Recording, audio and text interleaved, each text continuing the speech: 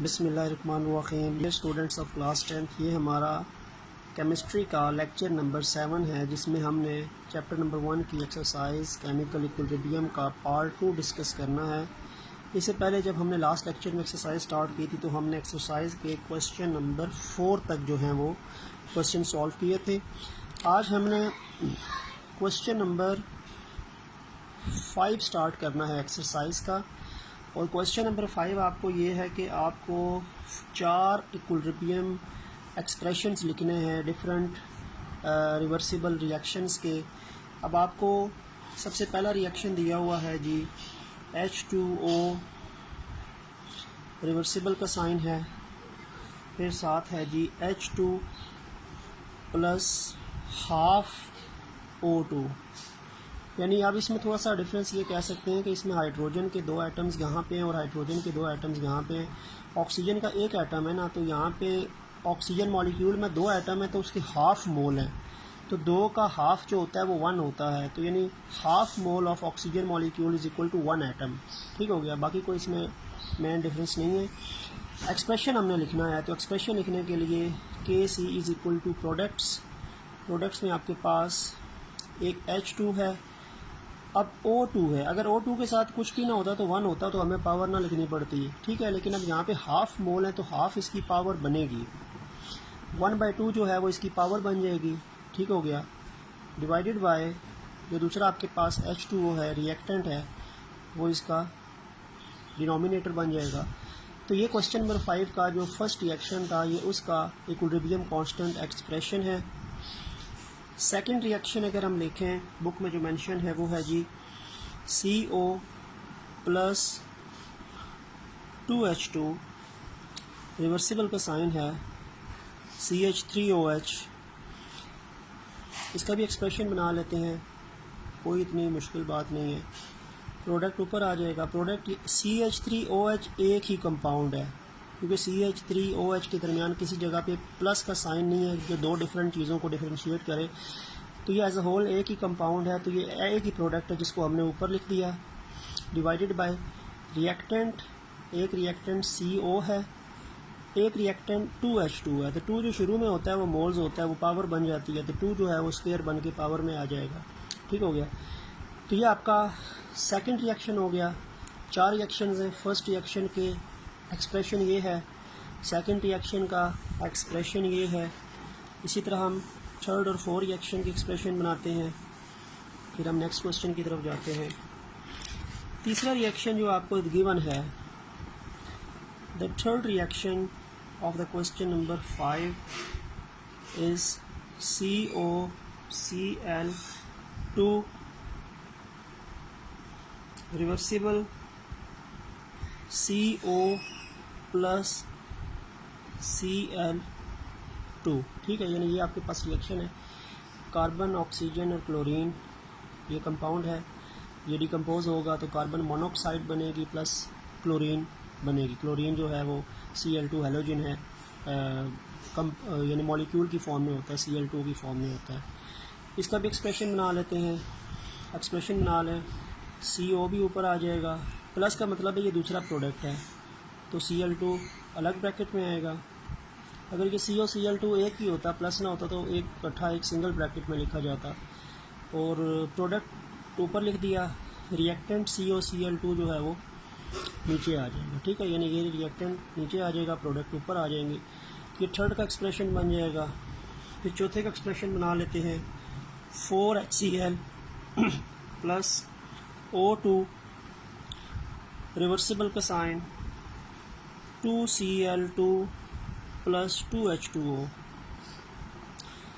4 moles hydrochloric acid और 1 मोल oxygen molecule combine किए, 2 moles chlorine बनी, 2 मोल्स वाटर बना। इसका एक्सप्रेशन बना लेते हैं। प्रोडक्ट ऊपर आएगा, Cl2 के शुरू में 2 लगा है, ये जो 2 है ये पावर बन जाएगी। H2O के शुरू में भी 2 लगा है, तो H2O की 2 पावर बन जाएगी। डिवाइडेड बाय रिएक्टेंट में आते हैं, HCl के स्टार्ट में 4 लगा है तो 4 इसकी पावर बन जाएगी। प्लस का मतलब है ये दूसरा प्रोडक्ट है तो वो अलग स्क्वायर ब्रैकेट में आएगा।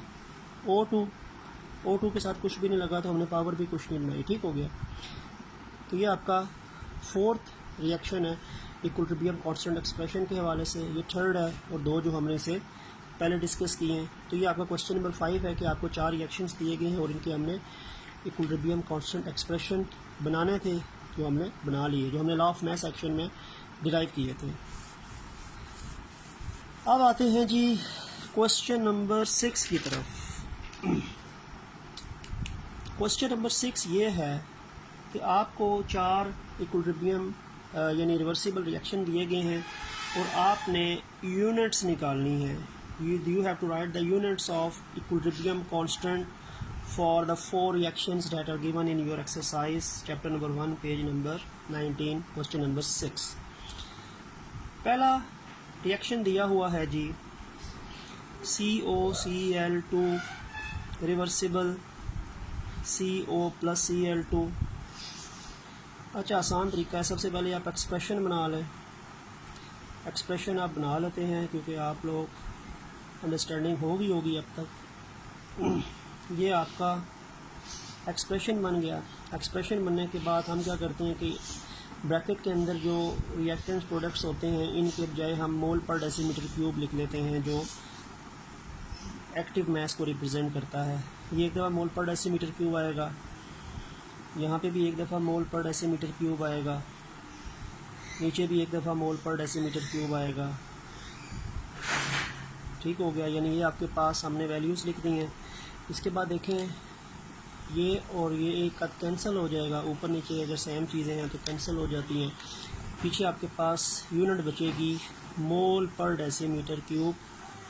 अब यहाँ पे वो ब्रैकेट में है, लेकिन जब आखिर में एक चीज़ बच जाती है तो यूनिट बनती है तो हम उसको ब्रैकेट में नहीं लिखते। तो यानी आपके पास इक्विलिब्रियम कांस्टेंट की जो यूनिट है इस रिएक्शन के लिए COCl2 reversible CO plus Cl2, इसकी यूनिट आपके पास बनेगी मोल पर डेसीमीटर क्यूब। ठीक हो गया। नंबर 2 पे आते हैं। इनकी प्रैक्टिस आपने ख़ुद भी करनी है। मुख्तलिफ रिएक्शंस लिख के ख़ुद भी प्रैक्टिस करेंगे तो ये चीज़ें आपको क्लियर होंगी, क्योंकि ये प्रैक्टिस मांगती हैं। केमिस्ट्री भी just like physics and mathematics, इसमें रिएक्शन जब भी आएंगे तो प्रैक्टिस आपको करनी पड़ेगी। सेकेंड रिएक्शन है H2 plus I2 reversible 2HI। इसका भी कांस्टेंट की वैल्यू लिखनी है, इक्विलिब्रियम कांस्टेंट की यूनिट लिखनी है। पहले एक्सप्रेशन बनाना है। एक्सप्रेशन आपने बना लिया, 2 स्क्वायर बन जाएगा जो पावर बन जाएगी मोल्स। पीछे आपके पास H2 आ गया और आपके पास I2 आ गया। ठीक हो गया। इसके बाद हम इनकी मोल पर डेसीमीटर क्यूब वाली वैल्यू लिखेंगे एक्टिव मास की। ऊपर क्योंकि ब्रैकेट के साथ स्क्वायर है तो यहाँ पे भी स्क्वायर आ जाएगा। नीचे बगैर स्क्वायर के मोल पर डेसीमीटर क्यूब 2 दफ़ा आएगा।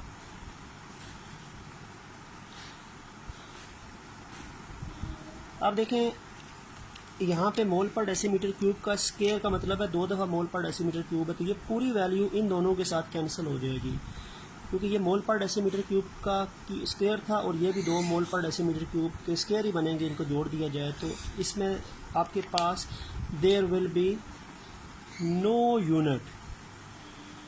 इसमें इस एक्सप्रेशन में जो अब आपके पास वैल्यू डिराइव होगी इक्विलिब्रियम कांस्टेंट की यूनिट की, तो कोई भी यूनिट नहीं बनेगी। और रीज़न क्या है, यहाँ पे number of moles of reactant 1 + 1 2 हैं और प्रोडक्ट के मोल भी 2 हैं। प्रोडक्ट और रिएक्टेंट के मोल से बराबर होते हैं तो इक्विलिब्रियम कांस्टेंट की कोई भी यूनिट नहीं बनती। ठीक हो गया। अब आते हैं जी क्वेश्चन नंबर 6 के पार्ट नंबर 3 की तरफ। पार्ट नंबर 3 पे अगर हम आते हैं तो उसमें क्या है, पार्ट नंबर 3 में 2H2 प्लस O2 रिवर्सिबल का साइन 2H2O। ठीक है, निकालनी यही यूनिट ही है, क्वेश्चन वही है।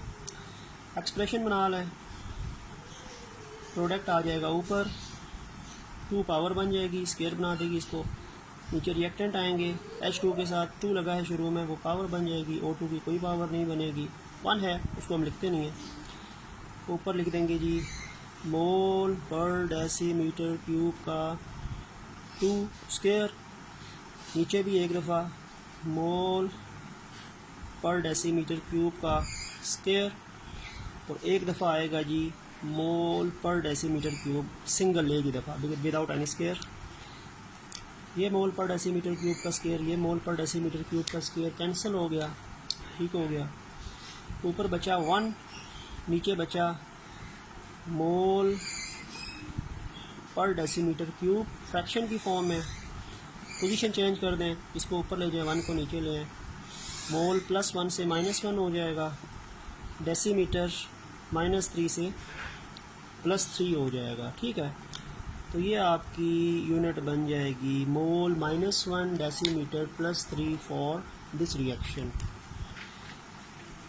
अब आते हैं जी फोर्थ और लास्ट रिएक्शन की तरफ, question number 6 exercise chapter number 1, and that is basically N2 plus 2O2, it will gives you 2NO2।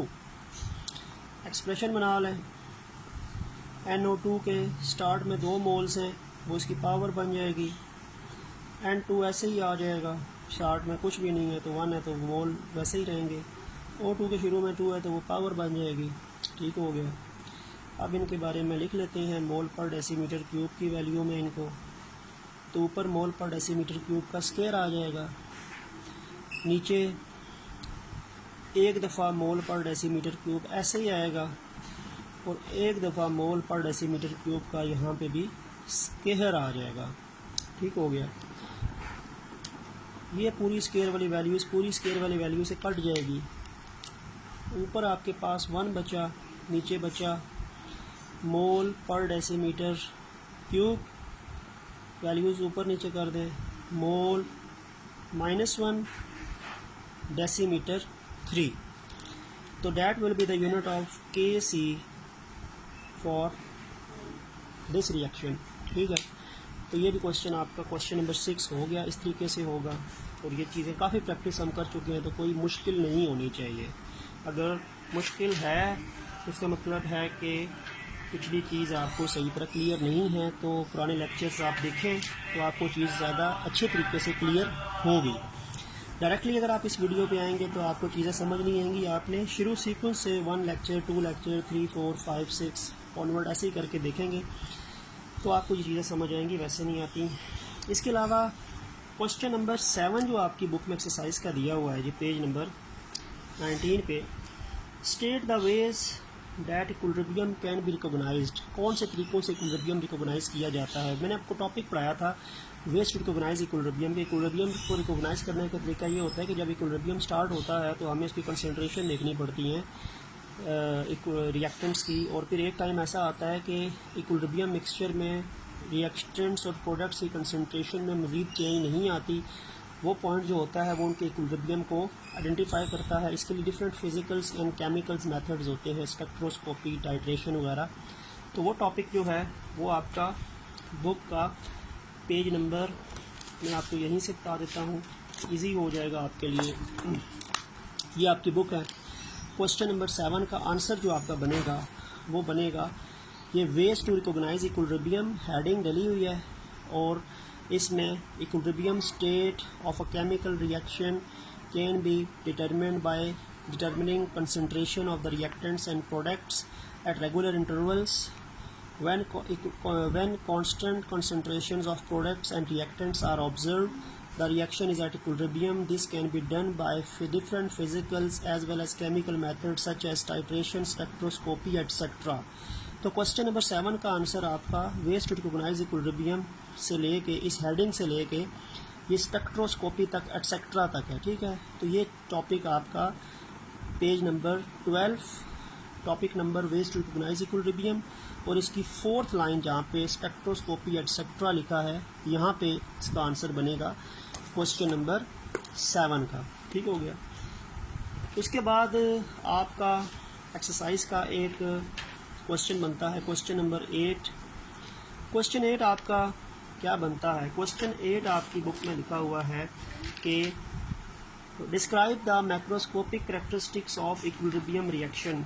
Equilibrium reaction की मैक्रोस्कोपिक कैरेक्टरिस्टिक्स के बारे में बताना है। ये भी मैंने 2-3 दफ़ा पहले भी आपको बताया। ये आपका टॉपिक जो है ये पेज नंबर 15 पे ये टॉपिक है मैक्रोस्कोपिक करैक्टरिस्टिक्स।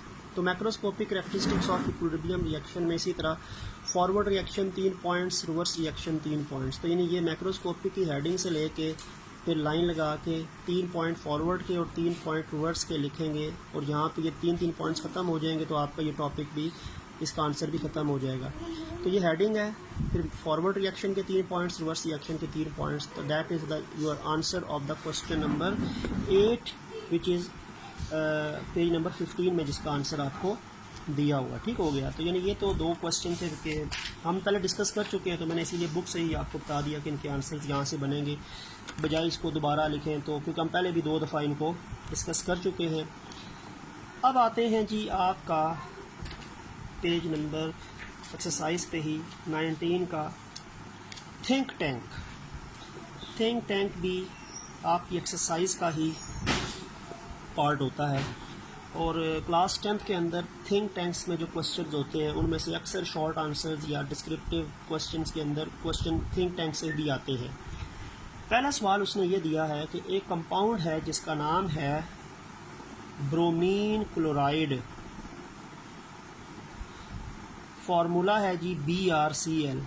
इसने बता दिया कि ब्रोमीन क्लोराइड एक कंपाउंड है, ये जब डीकम्पोज होता है, ब्रेक होता है, तो ये बनाता है ब्रोमीन और क्लोरीन।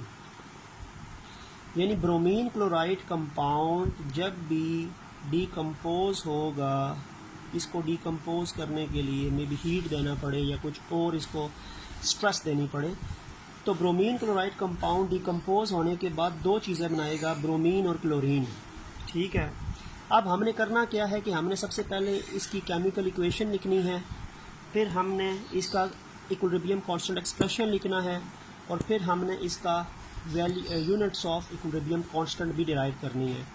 तो सबसे पहले आंसर में जो सबसे पहली बात है जिसको मैं लेट्स सपोज के ए कह देता हूँ, थिंक टैंक में ये क्वेश्चन नंबर 1 है और इसका पहली चीज़ उसने पूछी है कि इसका केमिकल रिएक्शन लिखे। तो केमिकल रिएक्शन क्या है? कंपाउंड का नाम ब्रोमीन क्लोराइड है, रिवर्सिबल है, डिकम्पोज होकर ब्रोमीन क्लोरीन। अच्छा, ब्रोमीन भी Br2 की फॉर्म में एग्जिस्ट करता है नेचर में, क्लोरीन भी Cl2 की फॉर्म में एग्जिस्ट करता है नेचर में। तो ब्रोमीन के हमेशा 2 एटम्स मिलते हैं तो ये मॉलिक्यूलर स्टेट में पाया जाता है। क्लोरीन के भी 2 एटम्स मिलते हैं, कभी भी Br और Cl अकेला नहीं होगा, ये हमेशा मॉलिक्यूल की फॉर्म में होते हैं। अब यहाँ पे ये 2 हैं और यहाँ पे ब्रोमीन भी 1 है, क्लोरीन भी 1 है, तो बैलेंस करने के लिए मुझे शुरू में 2 लगाना पड़ेगा। तो ये आपका रिएक्शन बनेगा। This is the reaction of bromine chloride decomposition into bromine and chlorine respectively. ठीक हो गया। तो ये आपकी इक्वेशन बन जाएगी। अगर आपने यहाँ पे Br और Cl लिखा और BrCl किया तो गलत हो जाएगा। ब्रोमीन Br2, क्लोरीन Cl2, और इसके लिए BrCl के साथ हमें 2 लगाना पड़ेगा। बी उसने कहा है कि इसका एक्सप्रेशन लिखें। एक्सप्रेशन बना लें जी, कोई मुश्किल नहीं है। Case is equal to Br2 ऊपर आ जाएगा, ठीक है, Cl2 नीचे आ जाएगा और वहाँ पे क्या आएगा BrCl, और 2 शुरू में लिखा है तो वो क्या बन जाएगी, पावर बन जाएगी। ठीक हो गया। ये पार्ट बी हो गया इसका। और पार्ट सी कह रहा है कि आप इसकी यूनिट्स डिराइव करें। यूनिट्स भी आसान है। एक्सप्रेशन मैंने ऊपर एक दफ़ा बना लिया है तो दोबारा नहीं बनाऊंगा। अब बस मोल पर डेसीमीटर क्यूब लिखना शुरू करूंगा। एक दफ़ा मोल पर डेसीमीटर क्यूब, यहाँ पे भी एक दफ़ा मोल पर डेसीमीटर क्यूब, नीचे मोल पर डेसीमीटर क्यूब का स्क्वायर आ जाएगा। मोल पर डेसीमीटर क्यूब का स्क्वायर आ गया। अब देखें ऊपर भी 2 दफ़ा मोल पर डेसीमीटर क्यूब है, इसका मतलब है ऊपर भी दोनों को मिलाएं तो स्क्वायर बनेगा, नीचे भी 2 दफ़ा है, तो यानी ये दोनों वैल्यूज़ इसकी स्क्वायर की वैल्यू के साथ कैंसिल हो जाएंगी और आपके पास रिजल्टेंट यानी जो चीज़ बचेगी कोई यूनिट नहीं बचेगी। There will be the no unit of Kc for this reaction. ठीक है, कैंसिल हो जाएंगी तो कोई यूनिट आपके पास नहीं बनेगी। तो ये आपका थिंक टैंक का क्वेश्चन नंबर 1 है। आते हैं जी क्वेश्चन नंबर 2 पे आते हैं थिंक टैंक के। आई डोंट थिंक कि आपको मुश्किल होगी इन टॉपिक्स को भी करते हुए। Think tank question number 2। आपको उसने एक एक्सप्रेशन दे दिया है, जी NO2 स्केयर और N2O4। उसने आपको एक्सप्रेशन दे दिया है और पूछा क्या है कि आप बताएं कि इस रिएक्शन में रिएक्टेंट्स क्या हैं, प्रोडक्ट्स क्या हैं, और इसकी यूनिट्स डिराइव करें Kc की। देखिए सबसे पहले तो मैं ये करता हूँ कि रिएक्शन गिवन होता है तो उससे हम एक्सप्रेशन बनाते हैं। यहाँ पे एक्सप्रेशन उसने पहले दे दिया तो हम रिएक्शन लिख लेते हैं, और रिएक्शन में याद रखें कि जो ऊपर चीज़ होती है वो प्रोडक्ट होती है, जो नीचे चीज़ होती है वो रिएक्टेंट होती है। तो बेसिकली अगर मैं रिएक्शन इसका लिखूँ तो ये जो N2O4 है ये नीचे है तो ये रिएक्टेंट है, ये यहाँ पे आएगा, N2O4 इधर आएगा, आगे रिवर्सिबल का साइन होगा, और NO2 प्रोडक्ट है और NO2 का स्केयर है तो इसका मतलब है ये 2 शुरू में आ जाएगा। यानी ये बेसिकली रिएक्शन है जिसका ये ऊपर उसने एक्सप्रेशन बना के दिया है। और उस हिसाब से अगर हम देखें तो ये जो NO2 है ना ये प्रोडक्ट है ना, यानी NO2 जो है वो प्रोडक्ट है, ये चीज़ जो है दिस इज़ द प्रोडक्ट, ठीक है। और ये जो पहले है दैट इज़ द रिएक्टेंट, ये रिएक्टेंट, तो ये नीचे वाली चीज़ है, ये बात रिएक्टेंट है। तो प्रोडक्ट NO2 के 2 मोल्स हैं, NO2 के 2 मोल्स प्रोडक्ट हैं और N2O4 जो है वो रिएक्टेंट है। तो रिएक्शन पहले आप लिख लें तो रिएक्शन से आपको अंदाज़ा हो जाएगा कि रिएक्टेंट और प्रोडक्ट कौन कौन से हैं, ठीक हो गया। ये इसका पार्ट ए कह सकता हूँ, पार्ट बी पे कहते हैं जिसका यूनिट्स डिराइव करें जी, इक्विलिब्रियम कांस्टेंट की यूनिट्स डिराइव करें। देखिए यूनिट्स डिराइव कर लेते हैं, एक्सप्रेशन ऊपर बनाए, चलिए मैं एक दफ़ा लिख लूँ दोबारा। NO2 उसने खुद ही आपको बना के दिया है, N2O4 ये आपके पास एक्सप्रेशन बना है। नीचे हम मोल पर डेसीमीटर क्यूब की वैल्यूज़ लिख लेते हैं। मोल पर डेसीमीटर क्यूब का स्केयर हो जाएगा एक दफ़ा, क्योंकि ऊपर भी स्केयर है, और नीचे हो जाएगा मोल पर डेसीमीटर क्यूब, ठीक हो गया। और थोड़ा सा ये स्केयर इसके एक के साथ कैंसिल हो जाएगा, पीछे 1 मोल पर डेसीमीटर क्यूब तो बच गया ना, क्योंकि 2 मोल पर डेसीमीटर क्यूब ऊपर थे, एक नीचे था, तो स्केयर के एक के साथ कैंसिल कर दिया, पीछे आपके पास रह गया जी मोल पर डेसीमीटर क्यूब। तो ये आपकी यूनिट भी बन जाएगी, मोल पर decimetre cube, value of unit of Kc for this reaction, question number 2 of the think tank, ठीक हो गया। अब आते हैं जी क्वेश्चन नंबर 3 की तरफ, क्वेश्चन 3 की तरफ आते हैं। 3 और 4 2 क्वेश्चन ही रह गए, फिर ये चैप्टर हमारा ख़त्म हो जाएगा। क्वेश्चन नंबर 3 है, आपको 2 रिएक्शन उसने दे दिए हैं। एक रिएक्शन दिया है जी C+O2 gives us CO2, second reaction दिया है जी 2HF reversible H2 plus F2। अब 2 रिएक्शन दे दिए, लेकिन सीधी सी बात है, जो ऊपर रिएक्शन है ना इसमें सिंगल एरो है तो ये इरिवर्सिबल रिएक्शन है, जो नीचे वाला रिएक्शन है इसमें डबल एरो है तो ये रिवर्सिबल रिएक्शन है। तो पहली बात तो ये है कि जो ऊपर वाला रिएक्शन है ये इरिवर्सिबल है, this is the irreversible reaction. और इरिवर्सिबल रिएक्शन वो होता है जो एक ही डायरेक्शन में आता है, जिसमें रिएक्टेंट्स मिलके प्रोडक्ट्स बनाते हैं, और जब प्रोडक्ट्स बन जाते हैं तो रिएक्शन कंप्लीट हो जाता है, और आपके पास जब रिएक्शन कंप्लीट होगा तो सिर्फ प्रोडक्ट्स आएंगे। जबकि ये इरिवर्सिबल रिएक्शन है, दोनों डायरेक्शन में प्रोसीड करेगा, फॉरवर्ड भी जाएगा, रिवर्स भी जाएगा, और जब ये रिएक्शन कंप्लीट यानी इक्विलिब्रियम पे आएगा तो आपके पास प्रोडक्ट्स भी होंगे, रिएक्टेंट्स भी होंगे, यानी तीनों चीज़ें होंगी इस रिएक्शन की आपके पास, क्योंकि रिएक्शन में फॉरवर्ड रिवर्स रिएक्शन दोनों सेम रेट पे चल रहा होगा। तो ये आपके पास रिवर्सिबल है, this is the reversible reaction. ये रिवर्सिबल हो गया, वो इरिवर्सिबल हो गया। क्वेश्चन क्या पूछ रहा है वो? क्वेश्चन ये पूछ रहा है कि इन दोनों में से कौन से रिएक्शंस के अंदर आपके पास रिएक्टेंट्स एंड प्रोडक्ट्स दोनों होंगे जब रिएक्शन कंप्लीट होगा। कंप्लीट तो खैर नहीं होता, लेकिन सारी बात है कि वो इक्वल हो जाती हैं स्पीड्स। कंप्लीट तो ये वाला होता है ना। अब इसमें देखें, ये जो ऊपर वाला रिएक्शन है ना, ये इरिवर्सिबल रिएक्शन है, और ये जब कंप्लीट होगा तो इसमें सिर्फ आपके पास प्रोडक्ट्स होंगे CO2, C और प्लस O2 अलग अलग नहीं होगा, क्योंकि ये दोनों मिल के कंज्यूम हो के ये बना चुके होंगे। ठीक हो गया। लेकिन सेकंड रिएक्शन जो है ना, इसका आंसर जो होगा वो ये ऐसे होगा कि ये जो रिएक्शन है 2HF reversible H2 plus F2, ये वाला जो रिएक्शन है, रिएक्शन नंबर 2, कि ये जो रिएक्शन है ना, हम लिख देंगे कि this is a reversible reaction, this is a reversible reaction and it contains both reactants and products in equilibrium mixture।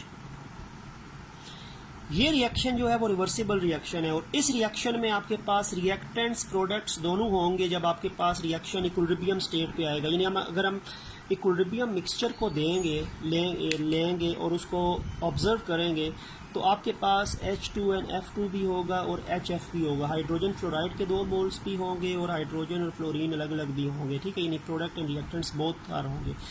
ऊपर वाला रिएक्शन इसलिए नहीं है क्योंकि इसमें सिर्फ आपके पास प्रोडक्ट्स होंगे, क्योंकि ये इरिवर्सिबल है। नीचे वाले रिएक्शन में आपके पास रिएक्टेंट्स भी होंगे प्रोडक्ट्स पे। तो आंसर यहाँ से शुरू करेंगे कि ये वाला रिएक्शन जो है ये रिवर्सिबल रिएक्शन है और इसमें प्रोडक्ट्स रिएक्टेंट्स दोनों होंगे इक्विलिब्रियम मिक्सचर में, ठीक हो गया। अब आते हैं जी इसका बिल्कुल लास्ट जो क्वेश्चन है उसकी तरफ आते हैं। लास्ट क्वेश्चन जो है question number 4 of the think tank. Question 4 आपको ये कहता है कि एक कंपाउंड होता है जी कोबाल्ट क्लोराइड COCl3। ये CO छोटा है तो ये कोबाल्ट को बताता है। अगर O बड़ा होता तो ऑक्सीजन होता, लेकिन ये O छोटा है तो ये कोबाल्ट, COA की एलिमेंट कोबाल्ट की रिप्रेजेंटेशन है, ठीक है। तो cobalt chloride dot 6H2O। Cobalt chloride के साथ पानी के 6 मॉलिक्यूल अटैच हैं और ये 6 पानी के मॉलिक्यूल्स ये मॉइस्चर एब्जॉर्ब करेगा या पानी के मॉलिक्यूल्स को जब ये एब्जॉर्ब करेगा तो 6 वाटर के मॉलिक्यूल इसके साथ फिजिकली अटैच रहते हैं। तो ये कोबाल्ट क्लोराइड की एक हाइड्रेटेड फॉर्म है। हाइड्रेटेड का मतलब है कि वाटर इसके साथ ऐड है, ठीक है, और पानी के 6 मॉलिक्यूल्स को ये अपने साथ कंबाइन करवाता है। और ऐसे कंपाउंड कहलाते हैं हाइग्रोस्कोपिक कंपाउंड जो नमी को एब्जॉर्ब करते हैं। जैसे CuSO4 के साथ भी वाटर के 5H2O होते हैं, CaSO4 के साथ पानी के 2 वाटर के मॉलिक्यूल्स होते हैं। तो मुख्तलिफ कंपाउंड्स हैं जिनके साथ पानी के मॉलिक्यूल्स अटैच होते हैं, they are known as hygroscopic compounds. और जो पानी के मॉलिक्यूल्स उनके साथ अटैच होते हैं वो कहलाते हैं वाटर ऑफ क्रिस्टलाइजेशन। ये वाटर ऑफ क्रिस्टलाइजेशन कहलाते हैं क्योंकि ये इनके अंदर इन सॉल्ट्स का एक पार्ट होते हैं, ठीक हो गया। अब कोबाल्ट क्लोराइड के साथ पानी के 6 मॉलिक्यूल्स हैं तो उस टाइम इसका कलर जो होता है ये पिंक होता है, पिंक क्रिस्टल्स होते हैं। यानी ये पिंक क्रिस्टल्स होता है कोबाल्ट क्लोराइड जब पानी के 6 मॉलिक्यूल्स होते हैं, ठीक हो गया। हाँ, अगर क्या किया जाए, अगर मैं इस कंपाउंड को हीट करूं,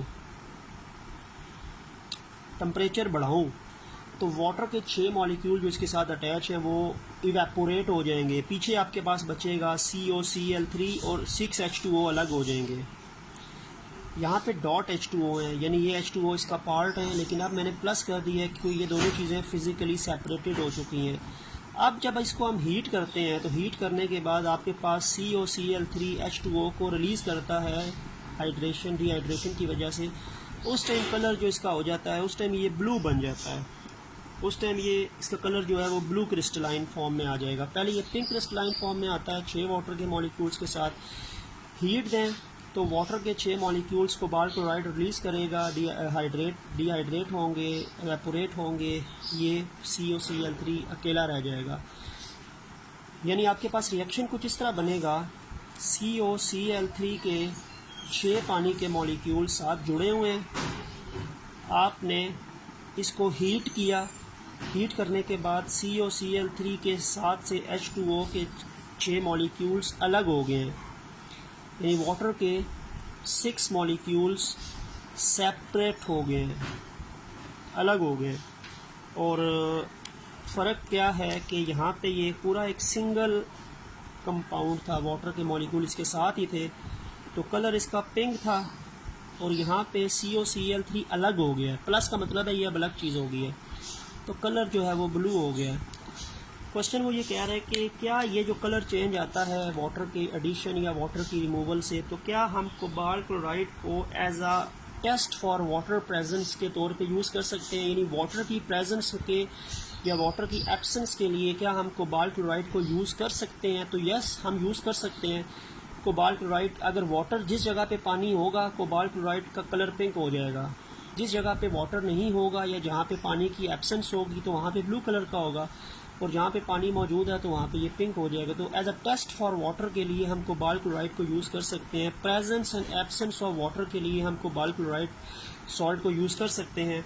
तो वाटर की प्रेजेंस में ये पिंक कलर शो करेगा, वाटर की एब्सेंस में ये ब्लू कलर शो करेगा। तो जहाँ पे COCl3 ब्लू कलर का होगा it means that there is no water at that place, और जहाँ पे ये पिंक कलर का होगा इसका मतलब है कि वहाँ पे पानी जो है वो मौजूद है।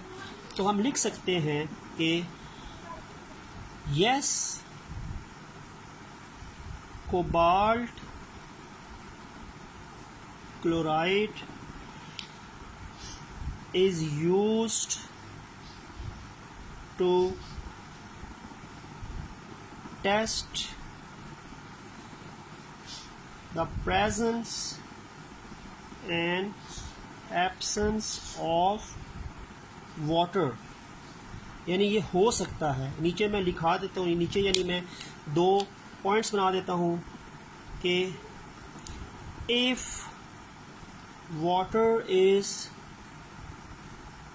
प्रेजेंट, जब पानी मौजूद होगा तो कोबाल्ट क्लोराइड जो होगा वो पिंक कलर शो करेगा।